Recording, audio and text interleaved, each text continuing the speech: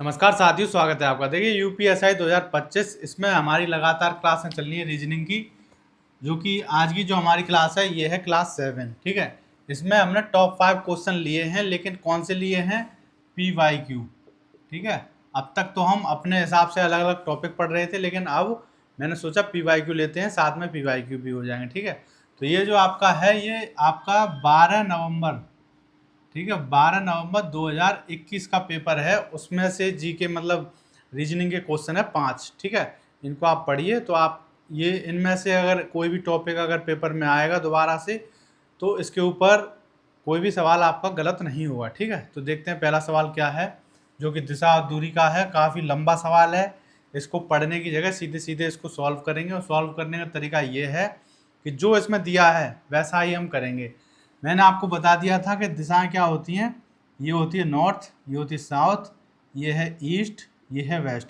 ये आपको हमेशा याद रखना है, और जैसे इसने बोला है वैसे वैसे हमें करना है। एक बार डायग्राम बन जाएगा तो हमारा क्वेश्चन आराम से हो जाएगा।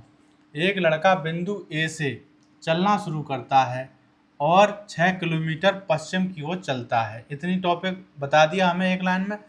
तो बिंदु ए से चलना शुरू करता है और 6 किलोमीटर पश्चिम में चल रहा है। पश्चिम किधर है? इधर।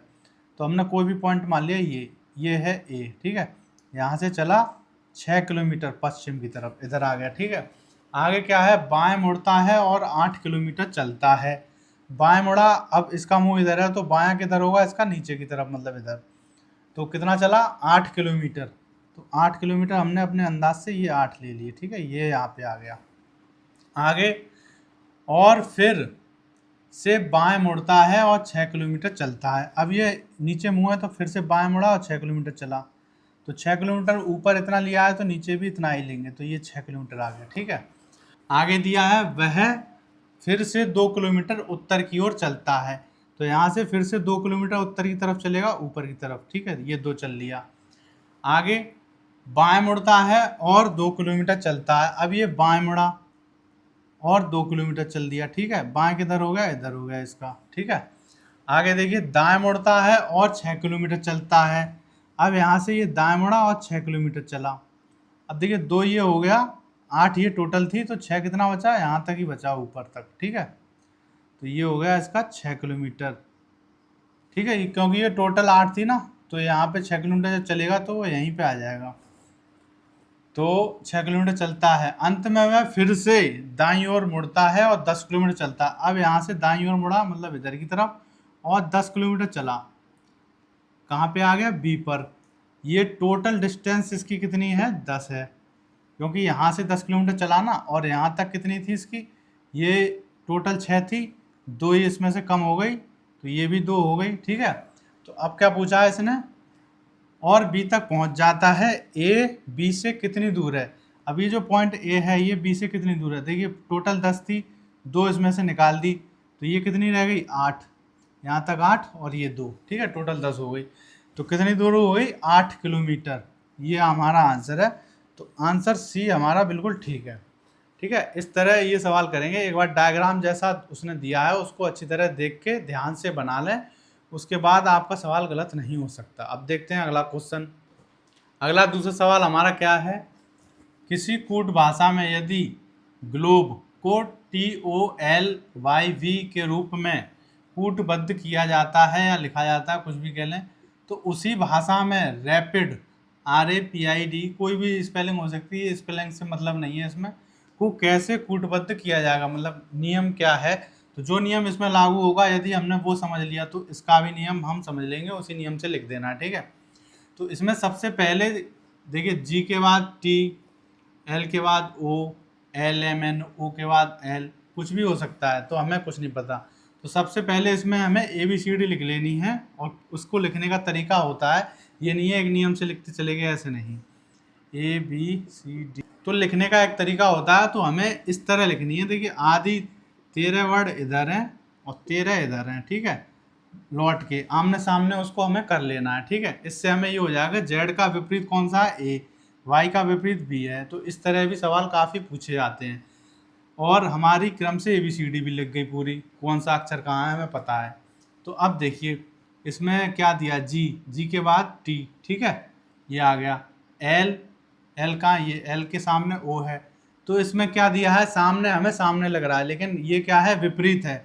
जितना स्थान ओ का इधर से है उतना ही स्थान एल का ए की तरफ से है। जैसे डी का चौथा स्थान है आगे से, तो डब्ल्यू का भी नीचे से चौथा स्थान है, ठीक है। इस तरह ये विपरीत है, तो यही नियम लागू हो रहा है। देखिए बी है तो बी ये रहा, इसके साथ कौन सा आया है, वाई, तो ये आमने सामने के आए हैं, तो वही नियम इसमें लागू होगा। आर के सामने क्या आएगा यहाँ पे, आई, तो एक बन गया आई। ए के बाद क्या है, जेड है ए के सामने, ये आ जाएगा। पी के सामने क्या है, विपरीत समझ लें या कुछ भी, के आ रहा है तो के आ जाएगा इसमें, ठीक है। और आई के बाद, आई के सामने क्या है, ये आई है आर। डी के बाद क्या है, डब्लू, तो डी का डब्लू हो गया। तो ये बना हमारा, ये कौन से ऑप्शन में, देखिए ये रहा, पहले ए ऑप्शन में है, तो हमारा ए ऑप्शन बिल्कुल ठीक है, ठीक है। ये क्वेश्चन आए हुए हैं और इसी प्रकार आपकी रीजनिंग आएगी। अब देखते हैं अगला क्वेश्चन। अब देखते हैं तीसरा क्वेश्चन क्या है। अंग्रेजी शब्दकोश के अनुसार निम्नलिखित शब्दों को, अब शब्दकोश आ गया, इसका मतलब क्या है, डिक्शनरी में कैसे पूछे जाते हैं, कौन सा क्रम होता है, वो होता है इससे मतलब, ठीक है। निम्नलिखित शब्दों को पुनर्व्यवस्थित करने के बाद कौन सा शब्द आखिरी होगा, ठीक है। इनको हमें पुनर्व्यवस्थित करना है, मतलब डिक्शनरी के अनुसार। तो देखते हैं क्या है।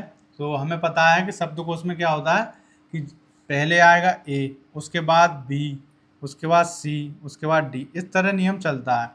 तो हर वर्ड में वो नियम चलता है। देखिए डब्लू पहले है सब में, तो डब्लू से हमें कोई भी मतलब नहीं है, ठीक है, चारों ही पहले आ सकते हैं। उसके बाद देखते हैं अब क्या आना चाहिए, ए से शुरुआत होनी चाहिए, जिसमें ए पहले होगा या बी पहले होगा वही पहले आएगा। तो देखिए इसमें ई है, तीनों में ई है, लेकिन यहाँ पे ए है, तो सबसे पहले आएगा डी वाला, ऑप्शन डी के जो वर्ड है ये वाला, ठीक है, WAELTH, ये पहले आ जाएगा शब्दकोश के अनुसार। दूसरा कौन सा आएगा, तो आगे देखते हैं, इसको तो निकाल दीजिए, अब बचे ये तीन। इन तीनों में देखिए ई है तीनों में, ठीक है, इससे कोई मतलब नहीं है। अगला शब्द देखेंगे हम, उसमें भी कोई पहले नहीं आ रहा, बराबर है। यहाँ पे देखिए TLT, ठीक है, तो एल पहले आ रहा है, तो इसके बाद डी, इसके बाद आएगा आपका सी वाला, ये वाला आएगा शब्द, ठीक है। अब बचे ये दोनों, इन दोनों में देखिए यहाँ पे एल है, यहाँ पे एच है, तो ये एच पहले आएगा, तो ये बी वाला पहले आएगा। लास्ट में आएगा आपका ए वाला, ये वाला सबसे लास्ट में ये आएगा, ठीक है। तो हमारा जो आंसर है आखिरी में कौन सा आएगा, ए, तो ऑप्शन नंबर ए आपका बिल्कुल ठीक है। अब देखते हैं अगला क्वेश्चन। अब देखते हैं चौथा क्वेश्चन क्या है हमारा, जो कि बहुत इंपॉर्टेंट है, और ये क्वेश्चन हमेशा आपके पेपर में आया है और दोबारा आएगा। वेन आरेख में निम्नलिखित में कौन सी संख्या केवल दही और चीज़ को निरूपित करती है। ये आपको वेन आरेख दे दिया है, इसमें दही भी है, पनीर भी है, बटर भी है, चीज़ भी है, ठीक है। जो ये आकृति है इसमें जो जो है वो तो पनीर है। अब जैसे ये त्रिभुज है, तो इसमें 1 9 2 ये तो पनीर है, ठीक है। ये दही वाला है, ये जो गोला है इसमें जो है वो दही है। ये है आपका जो वर्ग है, ये बटर वाला, ये वाला इसमें कौन है, 7 5 4। चीज़ वाला ये है आपका लंबा वाला, तो इसमें है 6 8 4 5 1, ठीक है। तो ये चीज़ के साथ साथ इसमें यदि ये 8 जो है वो चीज़ भी है, और किस में आ रहा है, ये दही में भी आ रहा है, ये दही भी है, और ये जो इसमें आ रहा है पनीर, ये पनीर भी है, मतलब पनीर नहीं है, 8 नहीं है पनीर, 9 पनीर है और दही भी है, ठीक है। तो इस तरह ये होते हैं जिसमें जिसमें जो चीज़ आ रही है वो दोनों हैं। तो हमें केवल दही और चीज़ से मतलब है, तो दही और चीज़ देख लेंगे इसमें क्या है, एक तो गोला है और ये लंबा वाला, तो गोला में आना चाहिए पहली बात, और इस चतुर्भुज में आना चाहिए, तो वो ये। अब देखिए गोले में 8 आ रहा है, 4 आ रहा है और हमारा 1 आ रहा है, ठीक है। अब ये 4 जो है बटर हो गया, लेकिन हमें केवल दही और चीज़ चाहिए, तो इससे मतलब नहीं है।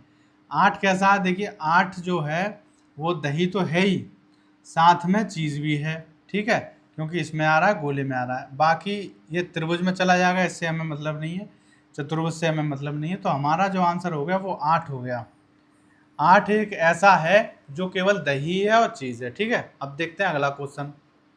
अगला 5वां क्वेश्चन देखिए क्या है कि अगली संख्या ज्ञात करें। तो इसमें हमें अगली संख्या ज्ञात करने के लिए क्या करते हैं, या तो ये जुड़ रहा होता है किसी क्रम से, या तो इसमें नियम से कोई संख्या जुड़ रही होती है, या सम संख्या जुड़ रही होती है, या विषम संख्या जुड़ रही होती है, या फिर किसी का वर्ग जुड़ रहा होता है। ठीक है, तो ऐसा होता है नियम। तो जो 4 में यदि हमने ज्ञात कर लिया इन 4 में, तो जो नियम इनमें होगा वही आगे चलता रहेगा, या 3 में भी हमें पता पड़ जाए तो वही आगे चलेगा। तो इसमें देखिए ये बढ़ती जा रही है, तो इसका मतलब इसमें जुड़ ही रहा है कुछ ना कुछ। ठीक है, घट तो रहा नहीं है, तो हमें जुड़ना है। तो देखते हैं सबसे पहले इनका कितना जुड़ रहा है वो देखते हैं। तो वो देखने के लिए क्या करेंगे, इनको घटाएंगे। तो 139 में से जब 56 घटाएंगे हम, तो 3 बचे, और 13 में से 5 गए तो 8 बचे। तो 83 जुड़ रहा है इसमें। ठीक है, +83। इसमें देखिए इन दोनों में कितना जुड़ रहा है, तो इसमें घटाएंगे 231 में से 139 जब हम घटाएंगे तो 11 2 बचे, और यहाँ पे रह गया 22। 22 में से 13 गए तो आपके 9 बचे। ठीक है, तो ये आ गया 92। तो इसमें 92 आ गया ये, तो इसका मतलब यहाँ पे 92 जुड़ रहा है। तो देखिए अब इन दोनों में देखेंगे कितना जुड़ रहा है। तो 332 में से 231 गई, 332 में से 231 जब जाएंगे तो 1 बचा, 0 बचे, 1 बचा, 101। ठीक है, ये आ गया। तो देखिए अब ये तो कोई नियम नहीं हो रहा, 83 92। अब इनको भी जब ये बड़ी संख्या हो तो इनको भी आपस में घटाएंगे। तो 92 में 83 जाएंगे तो कितने बचेंगे, 9 बचेंगे। ठीक है, इसमें +9 हो रहा है। 101 में से ये जाएंगे तो भी 9 बचेंगे। तो इसका मतलब ये है कि इसमें 9 करके जुड़ते जा रहे हैं, और वो संख्या इसमें जुड़ रही है। तो 101 में हम 9 जोड़ेंगे, इसमें कितना जुड़ रहा होगा, 101 में 9 जोड़ेंगे तो कितने आए, 110 और 110 हो गए। तो 110 इसमें जुड़ रहे होंगे ये यहाँ पे, तब जाके ये देखिए 110 जुड़े तो 442 हो गए। अब ये अगली संख्या क्या आएगी, ये अगली संख्या आएगी कि 110 में हमें 9 जोड़ने हैं, क्योंकि 9 9 सब में जुड़ रहे हैं। तो जब इसमें 109 में 110 में 9 जोड़ेंगे तो 119 हो गए। तो इसका मतलब ये है कि 442 में हम 119 जोड़ेंगे, तो वही हमारा आंसर होगा।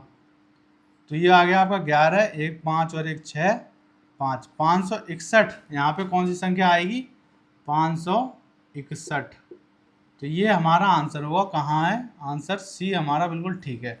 तो पेपर में ये सवाल यदि लंबा हो तो इसको लास्ट के लिए छोड़ दें, और लास्ट में 15 मिनट में ऐसे ही सवाल जो आराम से हो भी जाएंगे, थोड़ा टाइम लेंगे, तो उसको करने के लिए हमेशा 15 मिनट अपने बचाए रखें। ठीक है, तो मिलते हैं अगली वीडियो में, तब तक के लिए थैंक यू।